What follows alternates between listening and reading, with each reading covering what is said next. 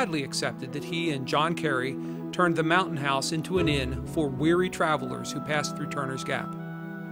By 1790, there was no question that the Mountain House was a full-fledged inn, and by 1805, the road in front of the inn had grown from a small footpath to the National Road. The National Road connected Baltimore with the Mississippi River. Today, we know that stretch from Baltimore to Cumberland as alternate Route 40. With the construction of the National Road, the Mountain House began to thrive. By 1810, the road was completed from Baltimore to Boonesboro, and from Boonesboro to Hagerstown by 1820. It was not unusual for 18 to 20 coaches to pass the South Mountain Inn each day. But in 1862, the Civil War came to the doors of the old South Mountain Inn. By nightfall on September 14th, approximately 4,000 men had become casualties of the fighting on the mountain that day.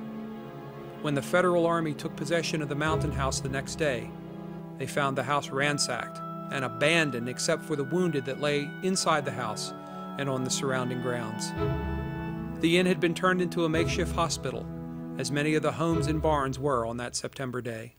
The inn would see the wounded once again after the Battle of Antietam. The many ambulance wagons that passed the inn on their way to Baltimore and Washington would frequently stop for a drink of water from the well or a brief respite from the jostling of the road. The inn would change hands again shortly after the end of the Civil War. Then, in 1876, ownership of the inn was purchased by Madeline Dahlgren, who turned it into her private summer residence.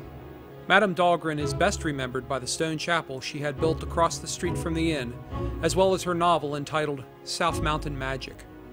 In this book, Mrs. Dahlgren collected the accounts of superstitions and legends surrounding the area of South Mountain near the Mountain House. During her ownership of the Mountain House, Mrs. Dahlgren had several strange occurrences happen. One occurrence happened to two of Mrs. Dahlgren's prominent social guests who were staying at her house one Halloween night.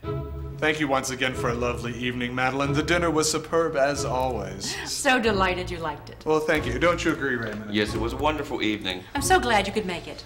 Well, it's getting awfully late. I think we should turn in. Good night.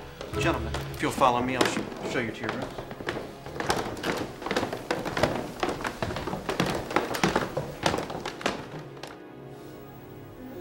Later that night, one of the men awoke to a strange smell. He got out of bed, went to the window, and noticed smoke emanating from the woods near the house.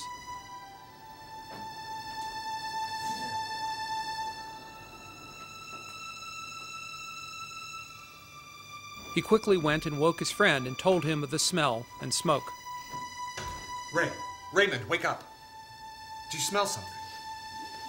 Yeah, what is it? I have no idea. It's throughout the entire house. I think it's coming from outside. Let's go get Thompson. Yes, that's an excellent idea. The man and his friend did what cultivated men do. They awoke one of Mrs. Dahlgren's hired hands. Thompson, wake up. Wake up, man. We need you to go outside. There's this horrible odor and a fog. Fog? Mountain fog? I don't know what kind of fog. Just get out of bed and go check. Very good, sir. Hurry up, man. Don't take all night. Yes, sir. Thompson, here. You might want to take this with you. Yes, sir. Hurry along, Thompson. Raymond, get the door for him. Now, go out there and see what you can see and report back to us. Let's go upstairs to the observatory and see what we can see from that view. The two gentlemen climbed to the top of the observatory, which sat in the eastern side of the house.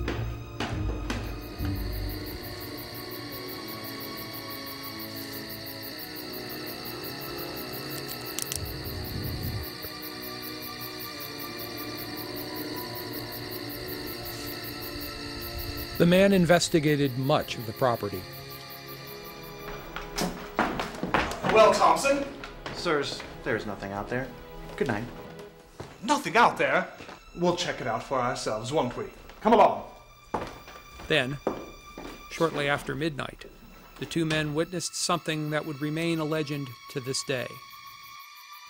Incredibly, the smoke took form and before any of the gentlemen could react, the apparitions of two armies began to converge around the grounds of the inn. The two men recognized the uniforms of the two armies as those belonging to the Confederate States of America and the Federal Army. The sounds of the battle swelled and echoed through the mountain pass.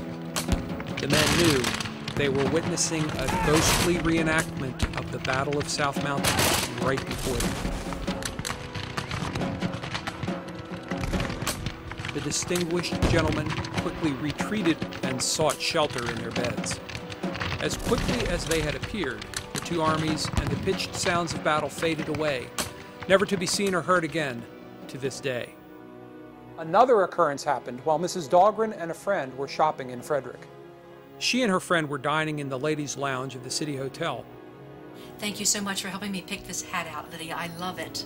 It's so pretty. It'll look so nice in the springtime. Do you find it rather warm in here all of a sudden? No, not at all. Do you feel all right, Madeline? Yes. I just have a strange feeling there's something wrong at home. Do you mind riding at nighttime? Not at all, no. Well, Lydia, we must get home. When Mrs. Dahlgren walked into the house, she was greeted by her anxious family and servants.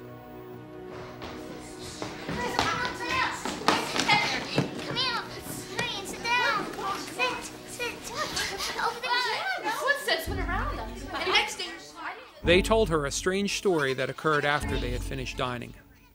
The entire family had retired to a room which opened to the outside.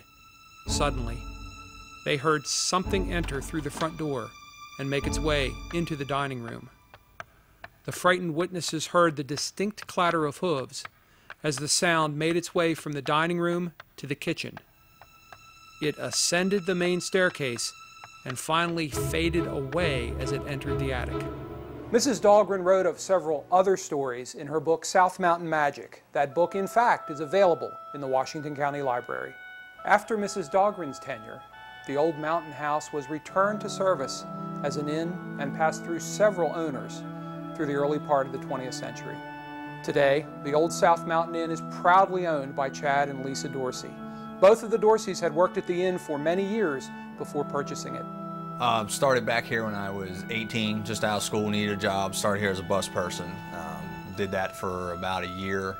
A lot of my friends were back in the kitchen working, was hanging out back there more than I should have been, got in a little trouble, and then decided to get a job back in the kitchen. The chef asked me if I wanted to be a dishwasher for extra money, so did that.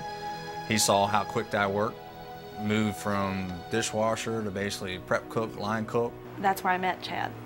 And then kind of come up here to help him out a little bit on the holidays and on the weekends when he needed some help. And every other weekend became every weekend, and then it used to came during the week, and you know, it was more progressive. Every time he'd need help, he would call me and I'd come up and help him. Just started learning from the chef, and he put me on the line and basically became his sous chef. And after that, things just came